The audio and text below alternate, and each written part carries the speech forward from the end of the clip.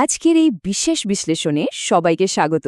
বিজ্ঞান আর প্রযুক্তির দুনিয়ায় আমরা প্রতিনিয়তই নতুন সব আবিষ্কারের চমক দেখছি, তাই না?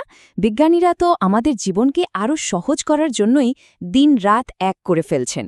কিন্তু সব আবিষ্কারে কি শেষ পর্যন্ত ভালো কিছু বয়ে এনেছে? মোটেও না। আজ আমরা এমন কিছু আবিষ্কারের পেছনের গল্প জানব, যেগুলো শুরু হয়েছিল একদম মহৎ উদ্দেশ্য নিয়ে, কিন্তু শেষমেশ সেগুলো পরিণত হয়েছে বিশাল কোনো ব্যর্থতায় বা দীর্ঘমেয়াদী বিপর্যয়। তো চলুন বিষয়টির একেবারে গভীরে প্রবেশ করা যাক। শুনলে হয়তো একটু অবাক লাগতে পারে, কিন্তু ইতিহাসের সবচেয়ে খারাপ কিছু উদ্ভাবন আসলে তৈরি হয়েছিল মানুষের কল্যাণের কথা ভেবেই।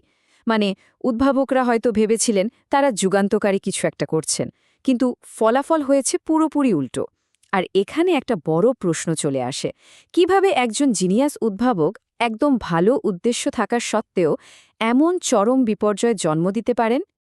আমাদের আজকের এই পুরো বিশ্লেষণটিকে আমরা মূলত 4টি ভাগে সাজিয়েছি। প্রথমে আমরা দেখব উদ্ভাবনের মূল্য, এরপর প্রাথমিক প্রযুক্তি ও তার মারাত্মক ত্রুটি, তৃতীয় ধাপে দেখব সময়ের চেয়ে এগিয়ে থাকা কিছু আবিষ্কারের কথা, এবং সব শেষে আলোচনা করব ধীর গতির পরিবেশগত বিপর্যয় নিয়ে। শুরুতেই আমরা চলে যাচ্ছি আমাদের প্রথম ভাগে, উদ্ভাবনের মূল্য। যে কোনো নতুন প্রযুক্তির একদম শুরুর দিকে কিছু মারাত্মক শারীরিক ঝুঁকি কিন্তু থেকেই যায়। ইতিহাসের দিকে তাকালে এই প্রযুক্তিগত ব্যর্থতার বেশ কিছু মর্মান্তিক চিত্র আমাদের চোখে পড়বে। ১৯১২ সালের প্যারাশুট কোট, ১৯৩৭ সালের হিন্ডেনবার্গ বিপর্যয়, ১৯৬৫ সালের প্লাস্টিক ব্যাগ, কিংবা ১৯৮৫ সালের সেই সিনক্লেয়ার C5। এই টাইমলাইনটা আসলে আমাদের খুব ভালোভাবে মনে করিয়ে দেয় যে প্রগতির পথে ব্যর্থতা সবসময়ই একটা নিত্য সঙ্গী হিসেবে থেকেছে। যেমন ধরুন ১৯১২ সালের এই ঘটনাটার কথাই বলি। ফরাসি দর্জি ফ্রান্স রাইকেল্ট পাইলটদের জীবন বাঁচানোর জন্য একটা প্যারাশুট কোট তৈরি করেছিলেন। তিনি নিজের এই ডিজাইনের উপর এতটাই আত্মবিশ্বাসী ছিলেন যে কোটটি পরে সোজা প্যারিসের আইফেল টাওয়ার থেকে লাফ দিয়ে বসেন। কিন্তু চরম দুর্ভাগ্য, নকশার ত্রুটির কারণে কয়েক সেকেন্ডের মধ্যেই নিচে পড়ে তার মৃত্যু হয়। তবে এই ট্র্যাজেডি কিন্তু একেবারেই বৃথা যায়নি। এই ধরনের দুঃসাহসী আত্মত্যাগই মূলত আজকের দিনের আধুনিক ইজেক্টার সিট তৈরির পথ প্রশস্ত করে দিয়েছে। এবার চলুন দেখি কিভাবে এই ঝুঁকিগুলো আরও বড় আকার ধারণ করে। বিংশ শতাব্দীর শুরুতে আটলান্টিক পাড়ি দেওয়ার জন্য সবচেয়ে আরামদায়ক মাধ্যম ছিল জেপলিন এয়ারশিপ। কিন্তু ১৯৩৭ সালের হিন্ডেনবার্গ বিপর্যয় পুরো চিত্রটাই বদলে দেয়। কারণ এই এয়ারশিপের বেলুনে অত্যন্ত দাহ্য হাইড্রোজেন গ্যাস ব্যবহার করা হয়েছিল, যার ফলে একটা ভয়াবহ বিস্ফোরণ ঘটে এবং ৩৬ জন মানুষের মর্মান্তিক মৃত্যু হয়। এই ট্র্যাজেডির পর থেকেই মূলত হাইড্রোজেন বাদ দিয়ে পরিবেশ বান্ধব ও নিরাপদ হিলিয়াম গ্যাস ব্যবহারের যুগ শুরু হয়। এবার আমরা প্রবেশ করছি আমাদের দ্বিতীয় বিভাগে, প্রাথমিক প্রযুক্তি, মারাত্মক ত্রুটি। ইতিহাসে এমন কিছু আবিষ্কার আছে যেগুলো ব্যর্থ হয়েছে শুধু এই কারণে যে তৎকালীন প্রযুক্তি বা বাজার সেগুলোর জন্য মোটেই প্রস্তুত ছিল না। ৯০-এর দশকের শুরুতে অ্যাপল যে নিউটন মেসেজ প্যাড নামের একটি ট্যাবলেট এনেছিল, সেটার কথাই ধরা যাক। এর মূল আকর্ষণ ছিল হাতের লেখা বুঝতে পারার ক্ষমতা, কিন্তু বাস্তবে এর হাতের লেখা চেনার ক্ষমতা ছিল খুবই দুর্বল, আর দাম ছিল আক্ষরিক অর্থেই আকাশচুম্বী। আইডিয়াটা দারুণ হলেও দুর্বল এক্সিকিউশনের কারণে ১৯৯৭ সালে স্টিভ জবস যখন অ্যাপলে ফিরলেন, তখন তার প্রথম কাজগুলোর একটি ছিল এই প্রজেক্ট পুরোপুরি বাতিল করে দেওয়া। আর এটি চমৎকারভাবে একটি বিষয় তুলে ধরছে যে শুধু কোয়ালিটি ভালো হলে যে কোনো জিনিস সফল হবে তার কোনো গ্যারান্টি নেই। সোনির বিটাম্যাক্সের একটা পারফেক্ট উদাহরণ। প্রতিদ্বন্দ্বী ভিএচএসের তুলনায় বিটাম্যাক্সের ভিডিও কোয়ালিটি অনেক ভালো ছিল, কিন্তু অতিরিক্ত দামের কারণে এটি বাজারে একেবারেই টিকতে পারেনি এবং ভিএচএস বাজার দখল করে নেয়। শেষমেশ ২০১৬ সালে সোনি বাধ্য হয়ে এর উৎপাদন চিরতরে বন্ধ করে দেয়। আমরা এখন চলে এসেছি আমাদের তৃতীয় বিভাগে, সময়ের চেয়ে এগিয়ে। এখানে আমরা এমন কিছু উদ্ভাবন দেখব যেগুলো বাজারে আসার পর মানুষের হাসির খোরাক হয়েছিল, কিন্তু আসলে সেগুলো ভবিষ্যৎ দেখতে পেয়েছিল। ভবিষ্যতের একটা আধুনিক যান কেন হঠাৎ করে মানুষের হাসির খোরাকে পরিণত হল?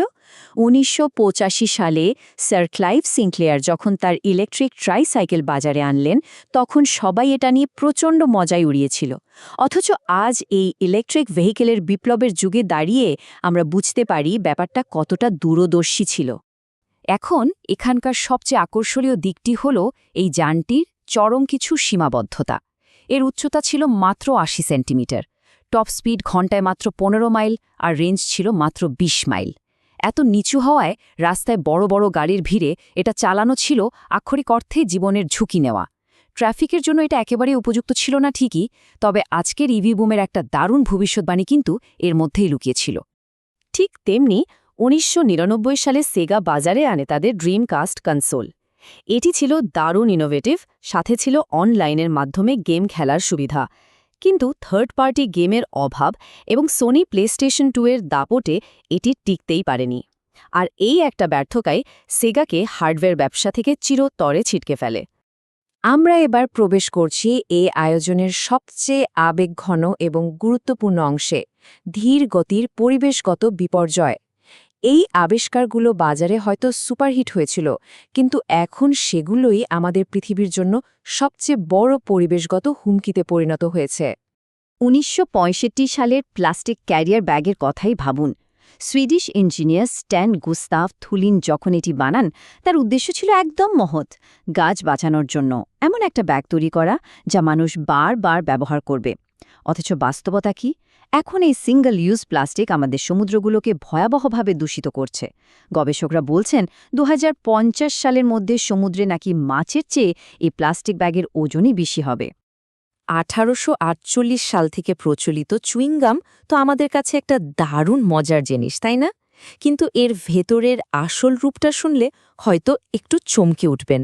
চুইংগামের মূল উপাদান পলিভিনাইল অ্যাসিটেট আসলে এক ধরনের প্লাস্টিক, আর এটা যখন রাস্তাঘাটে বা জুতোর তলায় আটকে যায় তখন সেটা পরিষ্কার করা শহর কর্তৃপক্ষগুলোর জন্য একটা অত্যন্ত ব্যয়বহুল দুঃস্বপ্নে পরিণত হয়। ইন্টারনেটে ওয়েব ব্রাউজ করার সময় বিরক্তিকর পপ আপ অ্যাড আমরা সবাই দেখেছি।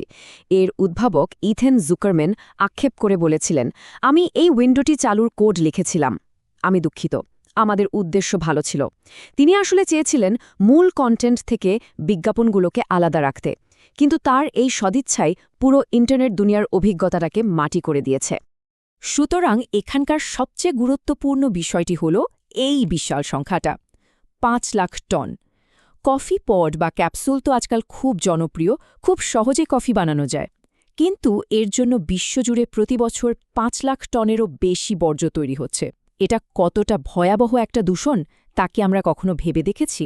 পরিস্থিতি আরও কতটা খারাপ হতে পারে তা বোঝা যায় যখন আমরা জানতে পারি যে একটি মাত্র প্লাস্টিকের কফি পড মাটিতে পুরোপুরি মিশে যেতে সময় নেয় প্রায় ৫০০ বছর।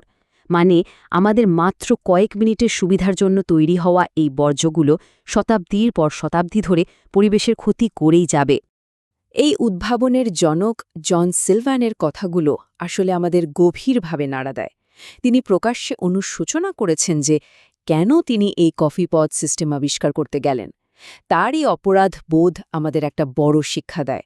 একজন উদ্ভাবকের জন্য তার সৃষ্টির এমন অনাকাঙ্ক্ষিত পরিণতি মেনে নেওয়া কতটা ভারী একটা মানসিক বোঝা হতে পারে। আমরা আমাদের এই দীর্ঘ বিশ্লেষণের একেবারে শেষ প্রান্তে চলে এসেছি। মানব সভ্যতার ইতিহাসের এই ব্যর্থতাগুলো চোখে আঙুল দিয়ে দেখিয়ে দেয় যে শুধু ভালো উদ্দেশ্য থাকলেই হয় না, তার প্রভাব কতদূর গড়াতে পারে সেটাও গভীরভাবে ভাবতে হয়। আর সেই প্রেক্ষাপটে একটা প্রশ্ন রেখে আজকের আয়োজন শেষ করছি। আজকের কোন যুগান্তকারী আবিষ্কারটি আগামীকালের সবচেয়ে বড় ব্যর্থতায় পরিণত হতে যাচ্ছে? এই প্রশ্নটি অন্তত আমাদের চারপাশের আধুনিক প্রযুক্তিগুলোকে একটু অন্য চোখে দেখতে বাধ্য করবে, তাই না? সাথে থাকার জন্য অসংখ্য ধন্যবাদ।